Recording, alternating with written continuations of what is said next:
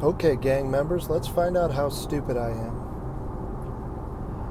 I'm going to try and connect science to spirituality. What's his name? Isaac Newton style. There you are, Paul. So, how many people have driven themselves mad in towers trying to reconcile science and religion? I can feel myself sliding toward that eventuality as we speak.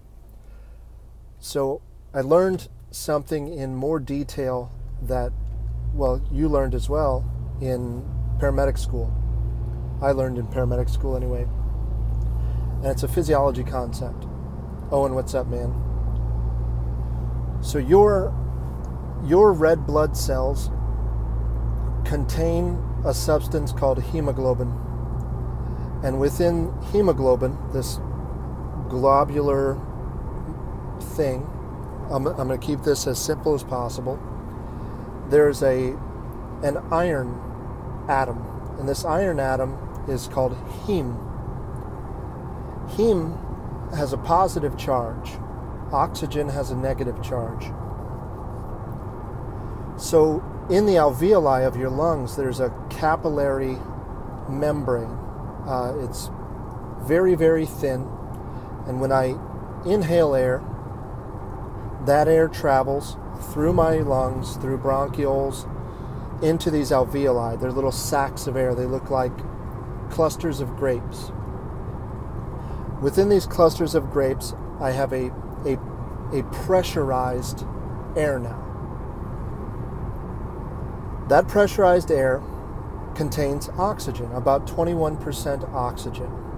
I believe it's 79% nitrogen, and then the rest are just trace gases. That oxygen and that heme, because of their difference in electronegativity, are attracted to one another. So within this red blood cell, I have hundreds of heme. These heme have positive charges, and so this oxygen has an affinity for that heme. This gives the red blood cell oxygen carrying capacity. Each heme is contained within a globulin, as I said. So there are 4. So you can picture a circle, let's say, with 4 points of attachment for an oxygen molecule. And this is atmospheric oxygen, so it's O2. It's 2 oxygen atoms bound together in a diatomic molecule. That heme wants the oxygen. That oxygen wants to offload its electrons so that it's more stable. It binds to heme, one heme. When this occurs, the hemoglobin changes its shape. It reconforms, and now it has an even greater affinity for oxygen. And this oxygen is already in a positively pressured environment, and it wants to get to that heme. So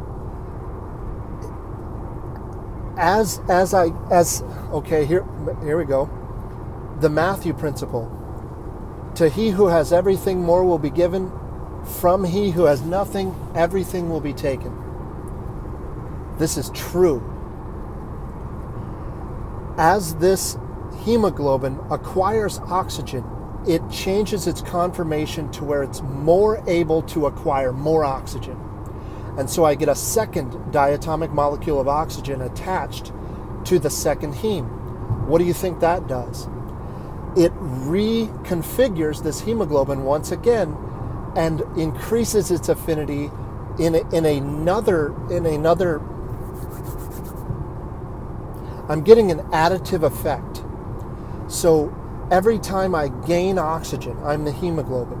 Every time I gain oxygen, every time one of my heme is bound to this oxygen, I now am better able to get more oxygen loaded onto me. So this is a parabolic curve in my affinity for oxygen. That oxygen has a parabolic curve in its affinity for heme as a result of, Avogadro's gas law. The number of moles in a container multiplied by Avogadro's constant multiplied by the temperature is equal to the pressure and volume inside that container. He did this with his brain like a fucking boss. So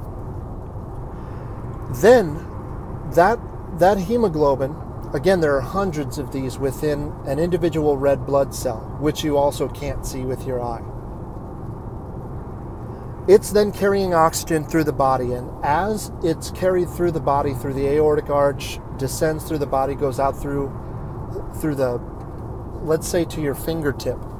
And there are capillary beds in your fingertip that are feeding muscle tissue with this oxygen. Because of the rapid drop in pressure from the alveoli to the capillary bed, I get an inversion in the affinity of those heme for oxygen to carbon dioxide. So I have less affinity when I'm in the alveoli at this particular pressure, at this particular point in the body. Rapidly, I lose that affinity and gain an affinity for carbon dioxide once I enter the capillary bed. And in this capillary bed, I have enough room for one red blood cell to squeeze its way by another thin layer of tissue where my muscle cells are offloading carbon dioxide and onloading oxygen. So now my tissue has the greater affinity for oxygen, and my red blood cell, the heme within it, has a greater affinity for carbon dioxide. The handshake happens. Then I have a low pressure system once again that's taking that now saturated with carbon dioxide plus whatever oxygen was not offloaded back through a depressurized system all the way up until it re-enters that alveoli. Adjacent to the alveoli, I reach that partial pressure once again. This is Boyle's law that predicts this. I reach that partial pressure once again where I now have this increased affinity for oxygen. I'm grabbing all the oxygen I can. Every bit of oxygen I get makes me even more powerful at acquiring oxygen. And the cycle continues. If I look at an affinity curve with oxygen carrying capacity measured against the partial pressure of oxygen in that container, or in a solute, in a liquid, or I'm sorry, not in a solute, as solute in a solution, in a liquid. Pressure and the amount of solute I can dissolve into that solution are inversely proportional. This is Boyle's law. Pressure 1 times volume 1 equals pressure 2 times volume 2. Look these things up if I'm not clarifying them enough. This curve again mirrors this Fibonacci sequence, this thing that I'm obsessed with. I think because maybe I don't fully understand it, but the real reason that is drawing my mind to this, if we live in a material reality, why does mathematics express that material reality? And mathematics exists independently of this. Mathematics exists whether we acknowledge it or not, whether we do mathematics or not. We didn't discover mathematics. We noticed it. We remembered it. We observed what already is. Mathematical truth is something that exists whether we want to play that game or not.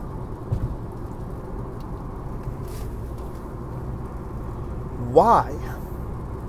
Why does that exist? How did the fundamental principle, let's say that heme atom, this little thing with a 2+ charge that exists in this capacity to carry oxygen to our tissues, where did that atom come from? If I'm a materialist, I can take it all the way down to the level of atoms formed. What is the substance from which those atoms formed? Is that what people are talking about when they say God created all of this? Because the materialists don't seem to have an answer for it. I want to hear the answer. Where did those atoms come from? If the universe is an infinitely expanding thing with a single point of origin from which all of this banged into existence, what was there before? If the answer is nothing, how can something spontaneously arise from nothing? The only way it can happen is as I can understand it, the way a thought occurs to me, the way art is created. I don't see any example in nature other than human consciousness where something comes from nothing. Because the moment I point at the thing, it's an object. I've made it an object. The word itself means I am doing it. I observe the thing. It is now object.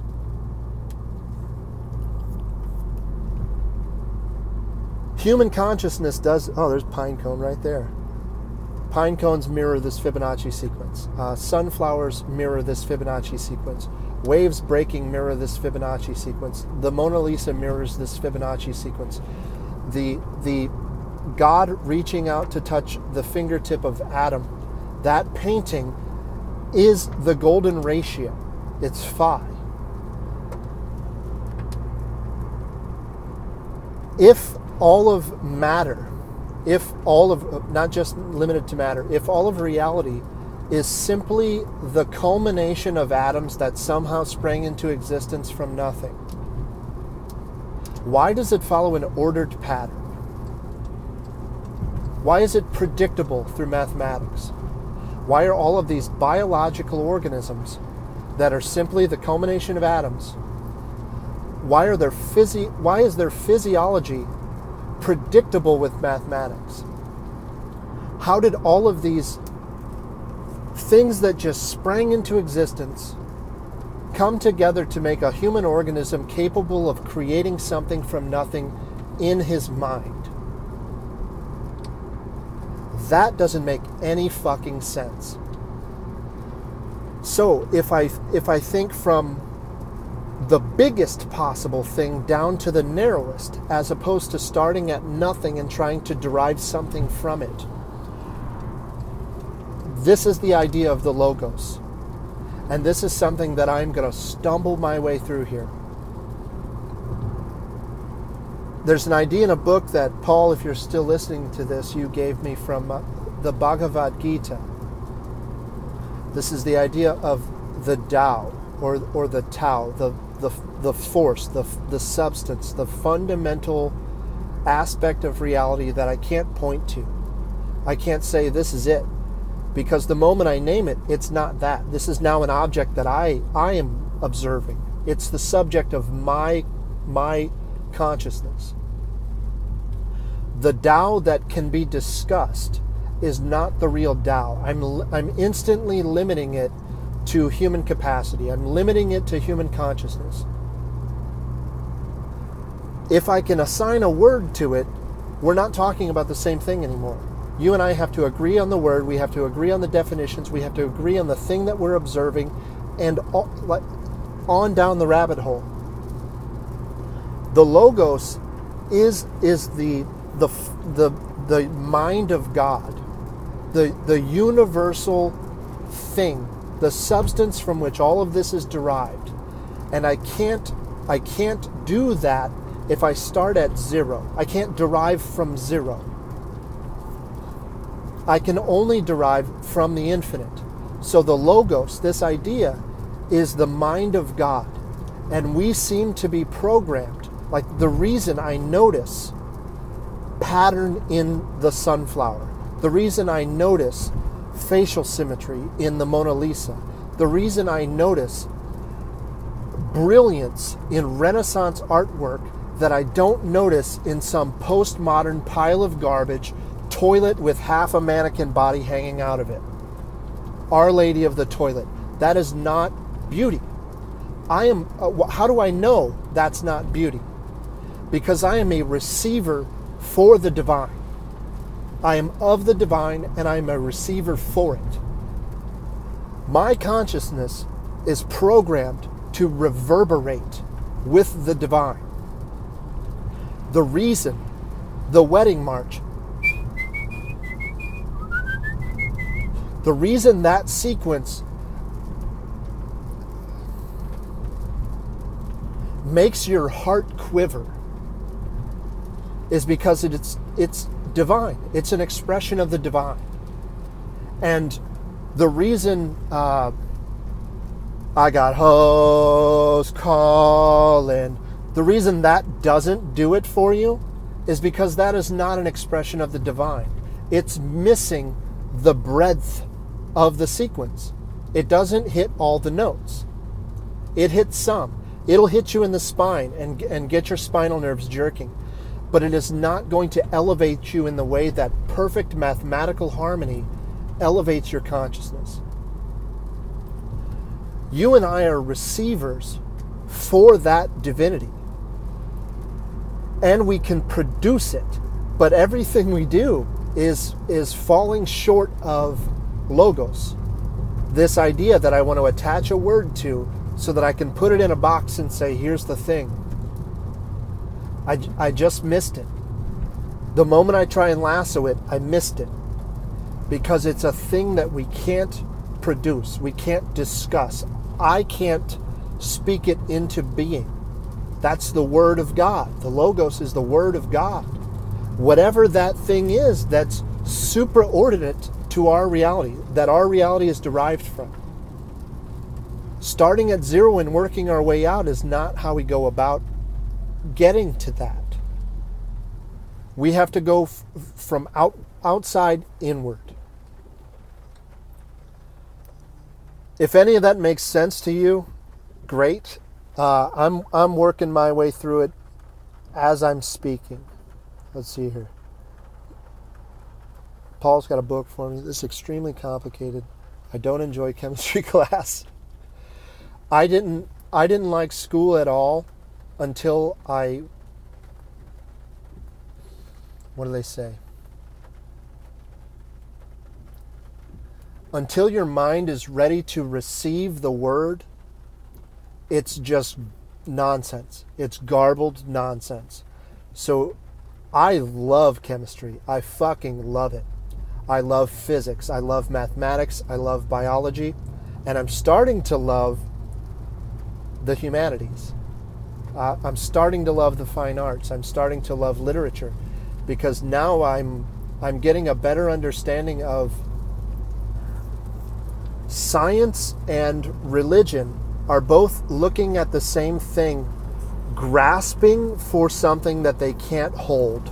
They're both looking into smoke and trying to put it into a bag so that they can say, here it is, here's the thing, I found it. One's going outward and one is going inward. Maybe, as in meditation, they'll both arrive here at the same point. But I don't know. Like I can't squeeze my fingers together tightly enough to make them meet. Who knows? The Om thing. Who knows? I think maybe your mind will change on that, Owen. I don't know. My mind did. I used to hate school and now I love it. How do you retain and remember all this information? I don't know, dude. The way I retain things for school is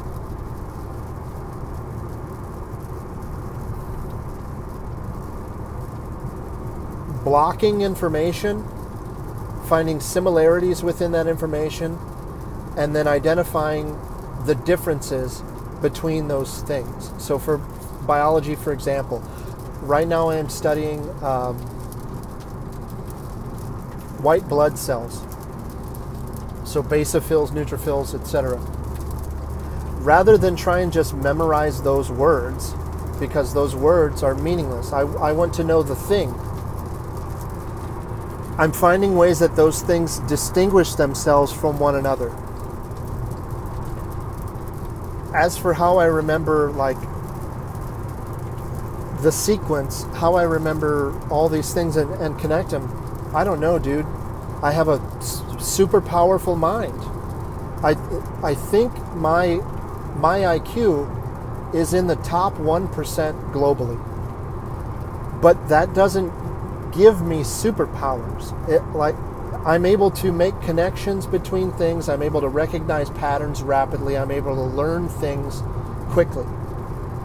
But how I recall that information, I don't fucking know. We sort of know that somewhere in my hippocampus, I'm processing and storing things for long-term memory, and then I put it somewhere else in my brain to be recalled when it's needed. I don't know how that process works. People that study this shit their whole lives don't understand how that process works. Religion claims to have an answer for it, and that's that I'm not my own thing. Consciousness is something that I'm tapped into. I'm remembering knowledge. I'm accessing knowledge from somewhere else. I don't know. I don't have an answer to that question. I probably spent way more time on it than you were asking for, and I doubt I've even answered it. But there you go. I believe God, the Father, Son, and world. Oh, and Holy Spirit, the Trinity, created the world. Okay. Maybe the Son and Spirit should be also creations of the Father, or is the Father and Son creations of the Spirit? Like, I have a hard time dividing one thing, and that's why this idea of logos is so intriguing to me, and the universal mind aspect. It's easy for me to think in terms of three. How do I combine those things? What is the thing that I'm fracturing into a Trinity to say Father, Son, Spirit? Why do I have to fracture it? Is that because my mind is limited to thinking of things in a binary, or in a trinity, or in a quaternary? I don't know. I'm not going to dispute what you're saying, because I have a woefully inadequate knowledge of Christianity, of religion generally. I have bits and pieces of information that I'm more or less regurgitating and trying to connect concepts. I'm sure you already know this. Yeah, well, you've told me before. I know you're Christian, and I know that you believe you've reached conclusions based on the information that you have access to. The book that was placed in front of you led you to these particular conclusions, and they resonate with you as true. In the same way that Bach resonates with the human frequency, whatever vibe we're on. Something ugly doesn't resonate the same way as something beautiful. That Trinity resonates with you as true for a reason. What that reason is, I don't know. But it seems like we are programmed to receive truth, to receive beauty. Now I'm stopped here. Let's see if I can read the rest of this. God created the earth. Take Adam and Eve, created, mature. Trees and animals mature at the time of creation.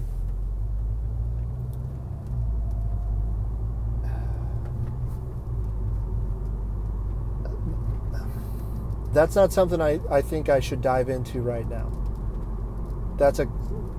It's something I don't understand, and I'm not familiar enough with to discuss the Genesis story with you. I understand. I know the words. I'll put it at that. As for the metaphysics of this, I'm in the shallow end. I'm dipping my foot into the shallow end. So maybe I'll get there. You may be light years ahead of me as far as this theology stuff. Yeah, I'm going to have to watch this live from the beginning. Yeah, Jay. I started with physiology, red blood cells or something like that. I think maybe I'm schizophrenic.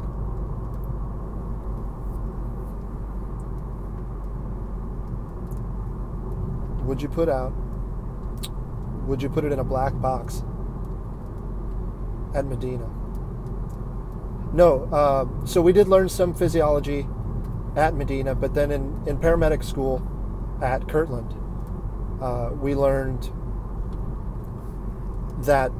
about the affinity of oxygen for red blood cells, and you probably remember this little tidbit. If I put a pulse oximeter on someone's finger and they have carbon monoxide poisoning, I am going to read a normal O2 saturation. The partial pressure of oxygen in their blood is going to read as normal via my pulse oximeter, because my pulse oximeter is just reading oxygen. Carbon monoxide has oxygen.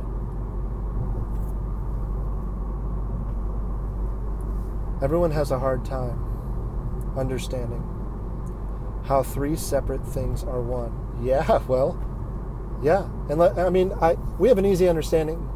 Like, I can take an orange and cut it into three pieces, and I know that these three pieces are the orange. But when I say that they each have completely different properties, like the sun, for example, is the Word made flesh. The Spirit is the Word, and the Father is that which spoke the Word into being. My brain is too stupid to articulate that idea. And until I can articulate it in the way I can talk to you about red blood cells and physics, I'm going to just mumble. So I'm going to steer clear of that concept. I don't get it well enough to talk about it, I don't think.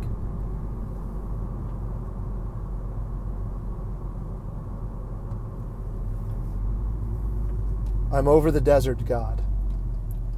Owen, read Swedenborg to get off the Trinity conceptualization. Don't tell Owen what to do. You don't know a fucking thing, Paul. I know this is a long-winded conversation on religion. Sorry about that. No, don't apologize, dude. I like this participation because this sends me into tangents, and like stuff comes out of it that I wouldn't otherwise consider. If it's just a monologue, I'm missing things, and you guys, I'm taking advantage of your mind. I'm holding it hostage because my mind plus yours, it's not just two. There's a fractal effect. I get exponential growth when I'm able to tap into multiple minds. That's why Facebook is so powerful.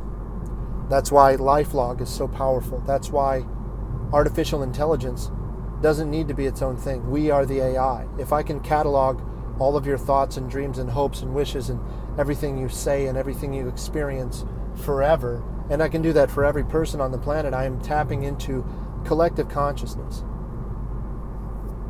That is unrelated.